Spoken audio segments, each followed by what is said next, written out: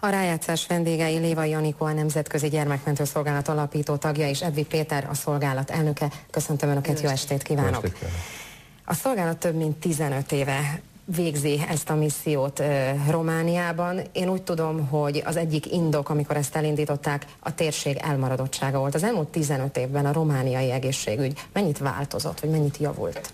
Hát röviden úgy foglalhatnánk össze, hogy szinte fényéveket javult, hiszen amikor a 90-es évek elején mondjuk a Csegüdi gyerekotthonba ellátogattak a szolgálatnak a képviselői, alapítói, akkor ott szinte embertelen körülmények között találták a gyermekeket.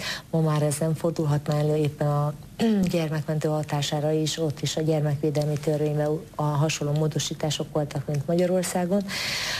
Kezdetben mi is gyermekotthonokba végeztük a vizsgálatainkat, ma már óvodákba, iskolákba, és egyre jobb körülményeket találunk. Kezelést is végeznek a magyarországi orvosok, vagy csupán vizsgálatokat? Valamikor kezeléseket is végzünk, attól függ, hogy ugye milyen problémával keresnek meg bennünket, sőt a kinti orvosoknak is szoktunk továbbképzéseket tartani, hiszen például most is velünk volt Varga Péter Pál professzor úr, gerincsebész, aki a romániai orvoskamara szervezésében hivatalos továbbképzésen is előadásokat tartott. Mennyiben változik évről évre a magyar orvosok szerepe, vagy a szolgálat szerepe, feladatköre értékben? Elég komolyan, mert, mint a Jani is mondta, fejlődik a román egészségügy, és hát ezért éppen mondjuk a legkisebb falvakban talán még nem olyan jó az ellátás, és azt látjuk, hogy ebbe a kisebb falvakban van még nagyobb szükség ránk. Ugyanakkor szorosabb lett közben az együttműködés a különböző kórházaknak az orvosaival, és ezek a közös továbbképzések egyre fontosabbak, illetve ami számunkra egy óriási eredmény és nagy öröm, hogy Csíkszentmártonban évekkel ezelőtt átadtunk egy nagy gyermekközpontot, és ez a gyermekközpontnak az utolsó intézet, a korai fejlesztő központ úgy néz ki, hogy beindul.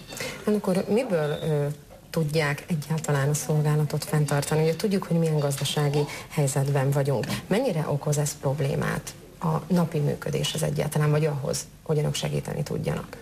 Hát először is azt gondolom, hogy ahhoz, hogy gyerekeket vizsgáljunk, kezeljünk, kihangsúlyozom, hogy ott az ottani kollégákkal közösen kezelünk, azt egyáltalán nem akadályozza. Tehát, hogy mi mindannyian önkéntesek vagyunk, van körülbelül 50-51 önkéntes orvosunk, ugyanannyiba kerül, mint tavaly vagy tavaly előtt, azaz nullába.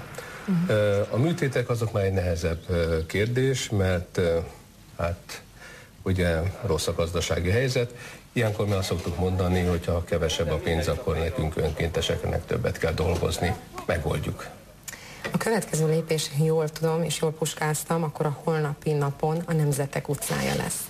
Jól tudom? Hát egy hét múlva. Egy hét múlva? Én azt az információt kaptam, hogy holnap, de akkor annál nagyobb hírverést tudunk neki csinálni. Szóval mi is lesz ez? Na, hát ez egy nagy hagyomány, mindig a Városligetben szoktuk megtartani a hagyományos gyermeknapunkat, immáron 19. éve, és itt bevontuk a Magyarországra akkreditált nagykövetségeket, akik egyre nagyobb számmal vesznek ezen a rendezvényen részt. Mindig van egy fő kiemelt vendégünk, és akkor ők ott a saját hazájukat próbálják bemutatni ételekkel, kultúrával, zenével. Idén ki lesz? Ki lesz a fő vendégünk? Hát a fő vendégünk nekem most egy kicsit más, mert régóta beszélünk, hogy Latin-Amerikából szeretnénk egy olyan igazi karnevált, de amikor volt a sajtótájékoztató, akkor külön odajött a török követség, és mondták, hogy látják, hogy el van törve a karom, úgyhogy egy ilyen szerencsehozó kis emblémát, szemecskét rátűztek, és mondták, hogy ezzel ők szeretnének főszereplők lenni. Most a viccet félretéve, mindig Németország az egyik főszereplő, hiszen a német elnök egyúttal a magyar és az osztrák elnök mellett az egyik védnökünk, és ezért Németország kvázi köteles. A másik, akik nagyon intenzíven részt szoktak venni a gyereknapon, azok általában japánok, és aminek idén nagyon örülünk, hosszú-hosszú évek után most Norvégia visszatért a Nemzetek utcájába, és nagyon örülünk nekik. A jótékonykodás, a segíteni akarás mennyire tetten érhető még akár ebben a helyzetben is Magyarországon? Megmaradt még valahol ez az emberekben? Önök hogy tapasztalják? Hogyne.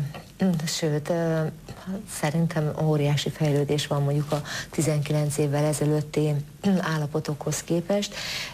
Hát azt hiszem mondhatjuk, hogy ez is egy szakma, ami nagyon sokat fejlődött, és azért mi még sokat tanultunk, úgyhogy az emberek is szívesebben hagyatkoznak egy olyan szervezetre, akiknek jó híre van, nagy szakmai tapasztalattal rendelkeznek, inkorporálva, megtestesítve látják azt a segítséget, amit ők nyújtottak, úgyhogy azt hiszem, hogy ilyen szempontból nincs baj. Tehát jövő héten pénteken Városliget? Nem, jövő héten szombaton, vasárnap. Tegyük gyorsan ezt. Szombat-vasárnap az ENSZ azt hiszem 58 évvel ezelőtt május utolsó hétvégét jelentette ki a gyermekek napjának, hétvégének. Akkor találkozunk újra. Sok sikert kívánok Önöknek, és köszönöm, hogy itt voltak. Köszönjük szépen.